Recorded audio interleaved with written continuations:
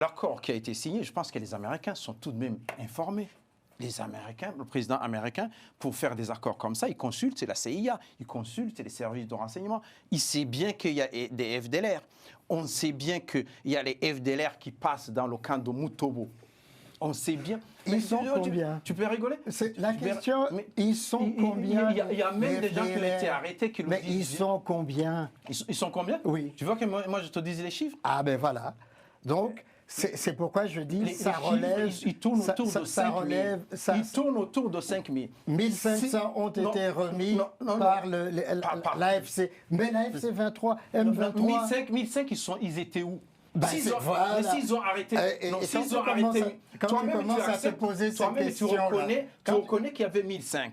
S'ils ont arrêté. Je ne reconnais pas. Mais bien sûr. Je constate simplement que l'AFC M23 avait remis 1500 FDLR. Et la question. Je termine. Si tu arrives à arrêter 1500, parmi les comment ils les ont arrêtés? Ça veut dire que c'est une armée qui dépasse dans les 5000. Et où?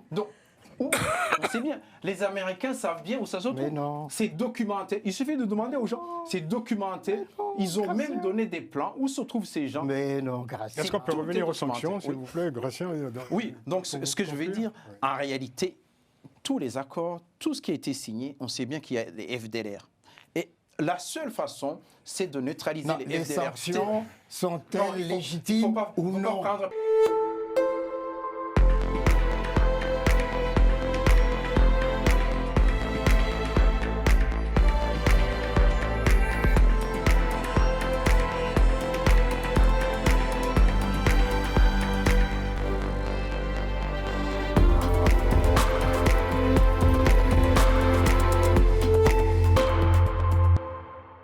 Deuxième sujet de cette édition, les sanctions américaines contre le Rwanda.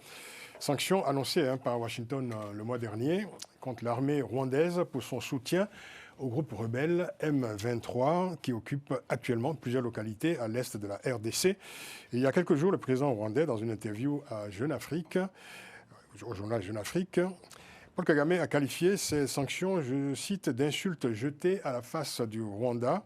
Et il estime que les États-Unis traitent Kinshasa avec délicatesse, tout en exerçant une lourde pression sur le Rwanda. Alors, Gratien, grosse colère de Paul Kagame. Est-ce que vous comprenez a-t-il raison de penser que ces sanctions sont injustifiées?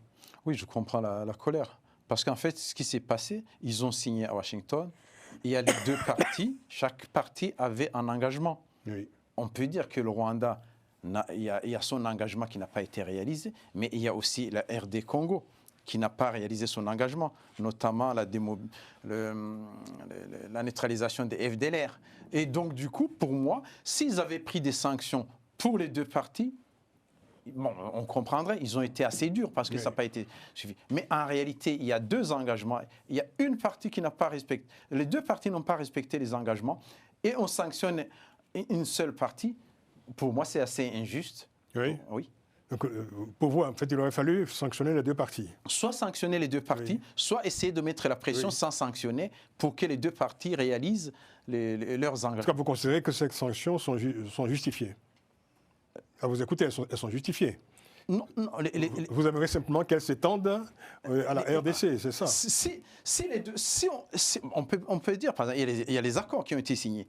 Oui. On peut dire, ça dépend, tout dépend. Les accords qui n'auraient changé sur le terrain d'ailleurs. Oui, voilà, justement. Si les Américains, moi, ils sont assez durs, ils poussent, ils mettent les sanctions sur les deux parties pour les obliger d'avancer, je comprendrais. Mais si on met les sanctions sur une partie, ça n'avance pas le cours des choses. Parce qu'en fait, du côté de RD Congo, il n'y a rien à faire concernant les FDLR. Et donc, du coup, on voit mal comment le Rwanda peut retirer ses forces ou ne pas soutenir le M23. Pourtant, Paul Kagame dit que le Rwanda remplit toutes ses obligations inscrites dans les accords de Washington, alors que, dit-il, la RDC ne les remplit que très partiellement, voire pas du tout. Vous dites les deux parties ne remplissent pas les obligations, mais Kagame reconnaît, il affirme que le Rwanda remplit pleinement les obligations inscrites dans l'accord de paix de Washington. En fait, il faut savoir que les deux obligations, par exemple, notamment neutraliser les FDLR et le retrait des troupes rwandaises du RD Congo, devaient se faire simultanément. Donc, le Rwanda n'a pas réalisé en soi les engagements, parce que le Rwanda ne pouvait pas réaliser les engagements sans que l'autre réalise au moins... Donc vous apportez un démenti au propos de Paul Kagame. Ce n'est pas à moi d'apporter un démenti. C'est pas à moi d'apporter un démenti. Je constate que sur le terrain, tout ce qui est signé, je ne sais pas. Je sais pas. Mais quand Kagame dit que le Rwanda remplit pleinement les obligations, vous dites que c'est faux. C'est ce que j'entends. Non, les engagements, quels engagements? Les obligations inscrites dans l'accord de Washington. Si on lit les accords de Washington, les deux engagements, les deux principaux... Ma question est très simple, dites oui ou non. Vous apportez un démenti. En soi.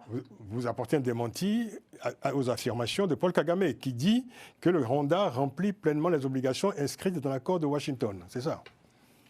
Les engagements, pour moi, par exemple, l'engagement du retrait des forces rwandaises, ça n'a pas été réalisé, mais lui-même, il le dit. Il le dit même dans l'interview. Il dit qu'il y a une bande d'environ 10 km, voire 20 km.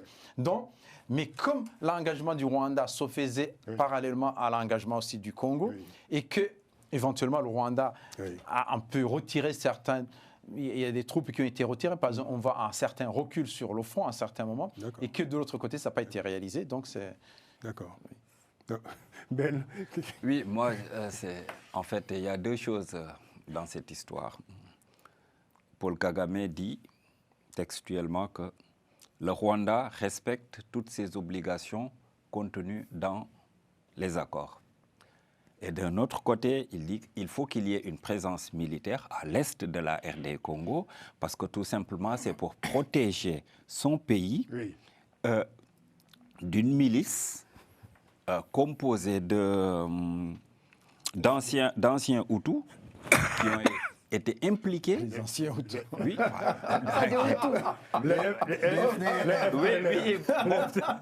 Ils sont toujours Hutus. Mais bon, moi, je reprends. Oui, mais moi, je reprends le terme qu'il a utilisé. Non, il n'a pas dit des anciens Hutus. Non. On parle des anciens. On parle souvent d'ailleurs de... Ok, ex-FDLR, qui sont impliqués. C'est comme vous voulez. Et donc, il y a cette problématique qui est là.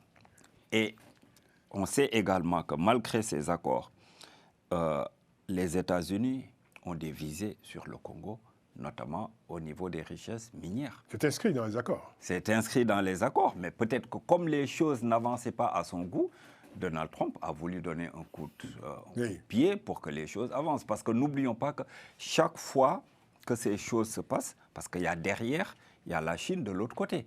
On a vu une implication de la société américaine Cobalt Metals qui a fait un investissement quand même de 50 millions de dollars pour 13 permis pour exploiter le lithium. Et dans la même zone, il y a également les Chinois qui sont là à travers la compagnie Zinming Mining. Donc ça pose problème. Comme ils ont investi au Rwanda, les Américains. Mais est-ce que vous voulez dire que cette sanction venant de l'administration Trump sont par nature discutables? Discutables, oui et non. Oui, elles sont justifiées ou pas? Je pense qu'elles sont justifiées dans la mesure où il y a toujours la présence des forces rwandaises dans l'est de la RDC pour protéger ce qui est une évidence. Et les FDLR qui ne sont pas neutralisés? Non, enfin, l'armée rwandaise est sanctionnée pour son soutien au groupe rebelle M23. C'est très clair, c'est cela le texte des sanctions. Oui, parce qu'il y a toujours, même si on ne voit pas les troupes rwandaises directement sur le terrain, mais il y a un soutien ils sont sur le terrain. Même si on ne les voyait pas, même si on ne les voyait pas, il y a toujours un soutien qui est là.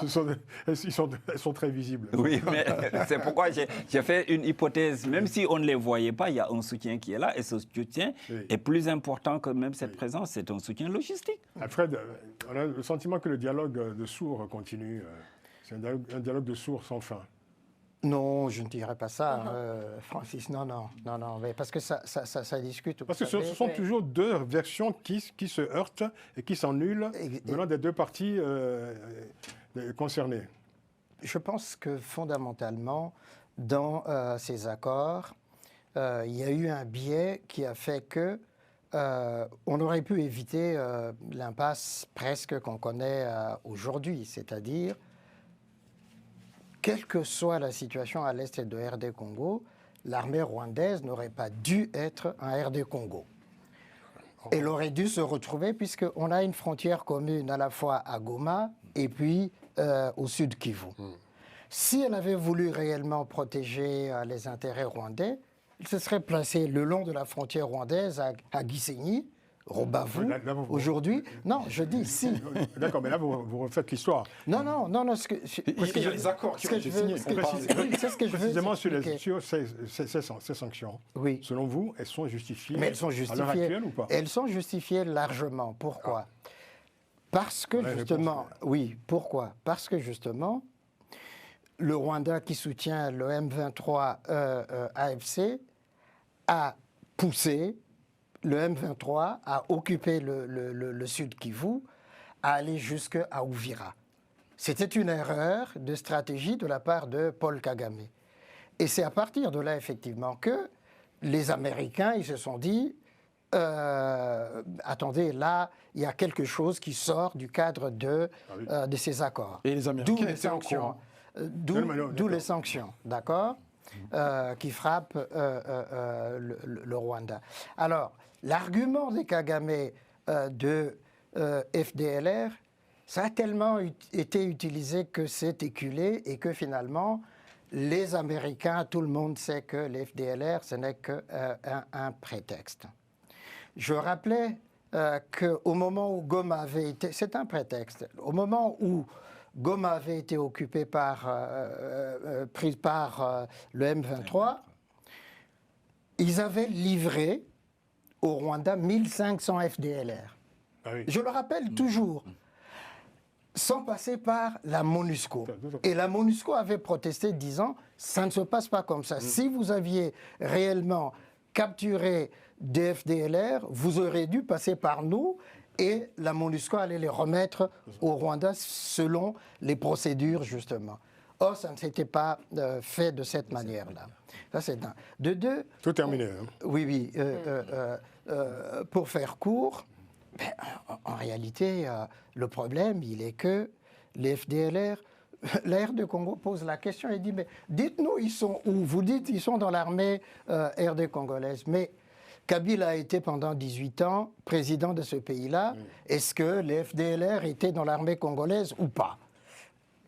Mais, point d'interrogation. En tout cas, pour vous, ces sanctions sont justifiées. Tout à fait légitimes. Tout à fait légitimes. Absolument. Légitimes même, vous dites. Hein. Oui, tout à fait légitimes. Et c'est pourquoi ça pique Kagame, tous les qui croyait qu'on allait continuer à fonctionner de la même manière que, justement, sur le chantage, sur le génocide rwandais.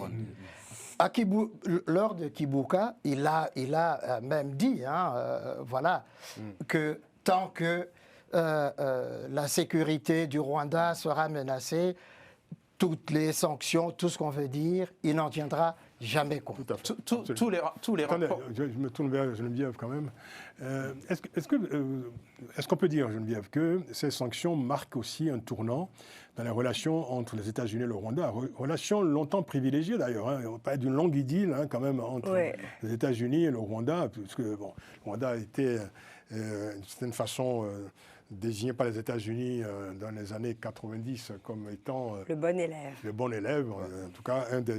C'était le bon élève. États, en tout cas, plus tout à fait privilégié dans la diplomatie américaine sur le continent.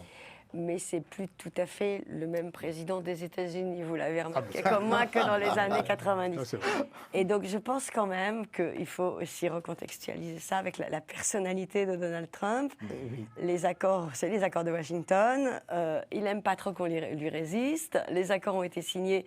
Il se rend compte que sur le terrain, c'est pas tout à fait ce qu'il aurait souhaité. Comme tous les accords qu'il a signés d'ailleurs. Absolument. Comme toutes les guerres qu'il dit avoir gagnées. Arrêté. Donc c'est encore un mauvais coup pour son prix Nobel de la paix, cette histoire, parce que finalement, ça continue sur le terrain. Donc, à partir de là, j'essaie de resserrer les boulons, et voilà. Donc, c'est ça, les sanctions. Je pense que c'est quand même très, très largement lié à la personnalité de Donald Trump. C'est vrai. Vous voulez réagir, Gracia? Oui. En fait, tous les rapports des Nations Unies mentionnent bien qu'il y a les FDLR au Congo. Sauf que quand les Congolais lisent ces rapports, ils lisent que la partie qui les embête pas. Et tous les rapports, l'accord qui a été signé, je pense que les Américains sont tout de même informés. les Américains, le président américain, pour faire des accords comme ça, il consulte la CIA, il consulte les services de renseignement. Il sait bien qu'il y a des FDLR. On sait bien qu'il y a les FDLR qui passent dans le camp de Mutobo. On sait bien. Ils sont combien? Tu peux rigoler? La question, ils sont combien? Il y a même des gens qui ont été arrêtés qui Mais ils sont combien? Ils sont combien? Oui. Tu vois que moi je te disais les chiffres? Ah ben voilà. Donc, c'est pourquoi je dis ça relève. Ils tournent autour de 5 000. Ils tournent autour de 5 000. 1500 ont été remis par l'AFC. Mais l'AFC 23, M23. 1005, ils étaient où? S'ils ont arrêté. Quand tu commences à te poser cette question, tu reconnais qu'il y avait 1005. S'ils ont arrêté. Je ne reconnais pas. Mais bien sûr. Je constate simplement que l'AFC M23 avait remis 1500 FDLR. Et la question. Je termine. Si tu arrives à arrêter 1500 parmi les combattants, comment ils les ont arrêtés? Ça veut dire que c'est une armée qui dépasse dans les 5000. Et où? C'est bien. Les Américains savent bien où ça se trouve. C'est documenté. Il suffit de demander aux gens. C'est documenté. Ils ont même donné des plans. Où se trouvent ces gens? Mais non, Gratien. Est-ce qu'on peut revenir aux sanctions, s'il vous plaît, Gratien? Oui. Donc, ce que je veux dire, en réalité, tous les accords, tout ce qui a été signé, on sait bien qu'il y a des FDLR. Et la seule façon, c'est de neutraliser les FDLR. Les sanctions sont-elles légitimes ou non? Il ne faut pas prendre parce que Trump, il est pressé pour ses minerais. Mais non. Tant qu'il y a les FDLR à l'est du Congo, ça sera difficile de faire la paix. C'est étonnant parce que, en fait, vous sortez systématiquement le chiffon rouge de FDLR. C'est pas moi qui le sors. Et on sait que la situation de FDLR a quand même évolué. Comme vous dites, il y a eu quand même certains qui ont été livrés en quelque sorte au Rwanda. Les 5 000 dont vous parlez, cela fait quand même quelques années qu'on a ce chiffre qui est le même chiffre constant, répétitif. Ça recrute aussi. Alors, et pourquoi vous n'insistez pas aussi, dans votre propos, sur le soutien clair, évident, apporté par l'armée rwandaise au mouvement rebelle M23 et l'AFC? Le soutien. C'est quand même ça. C'est la réelle préoccupation des habitants de la RDC, de l'Est de la RDC. Personne ne nie le soutien. Ceux qui sont à Bukavu, qui sont à Goma, ils sont confrontés, je veux dire, à l'occupation de ces groupes rebelles. C'est ça la vraie question. Ils sont confrontés à l'occupation. Bien sûr, ils sont confrontés à l'occupation. Ils sont plus confrontés par l'occupation des FDLR. Les réfugiés. Bon, alors, les réfugiés qui sont en Ouganda, qui sont au Rwanda, qui étaient à un certain moment au Burundi, sont des réfugiés pourquoi? Les groupes armés actifs qui mènent aujourd'hui un conflit contre un État, donc un État souverain qu'est la RDC, c'est le M23 et l'AFC. Je dis que c'est une évidence absolue. Le Rwanda n'est pas agressé sur son sol, que je sache. Pas encore. Mais c'est pour ça, parce qu'ils disent qu'ils ont mis des mesures défensives. C'est de cette façon. Mais en réalité, il y a deux choses à régler. Il y a ce soutien et le retrait des forces rwandaises. Il y a la neutralisation des FDLR. Ça se fait, c'est bien marqué. C'est pas moi qui ai écrit, c'est pas moi qui ai signé. Je parlais du dialogue de sourds, je pense qu'on y est. Mais pourquoi le président Tshisekedi a signé la neutralisation des FDLR? Il y a quand même un agresseur et un agressé dans l'histoire, non? N'est-ce pas? Non, c'est pas comme ça. Si. Un peu quand même. En tout cas, il y a deux choses. Ben, allez-y, vous êtes le juge de paix. Pas complètement, mais bon, en tout cas, il y a un constat. Moi, je me base sur quelque chose de factuel. Il y a un constat qui est là. Ça veut dire la paix est encore illusoire dans le contexte actuel. Parce qu'il y a le Rwanda qui, pour des raisons stratégiques ou bien pour des raisons de défense de son territoire national, arme des mouvements qui sont présents au niveau de l'Est de la RDC. Ça, c'est un fait qui est indéniable. D'un autre côté, il y a Donald Trump qui s'énerve, qui s'impatiente parce qu'il a des visées sur les minéraux, les richesses du Congo. Et comme les choses n'allaient pas à son rythme, il a été obligé de taper du poing sur la table en rappelant à l'ordre le Rwanda et son président en leur disant que bon voilà, là, c'est la fin de la récréation, il faut avancer, sinon moi j'avance. Oui, en fait, l'un des problèmes aujourd'hui de la RDC, c'est d'avoir les États-Unis de Trump comme médiateur. comme médiateur et le Rwanda comme agresseur. C'est pas le meilleur. C'est pas le meilleur. Pas forcément, puisqu'il y a le Qatar aussi qui est là, il y a l'Union africaine, enfin bref, il y a plusieurs médiations. Le Qatar, c'est pas le Rwanda et le... Mais la réalité est là qu'effectivement...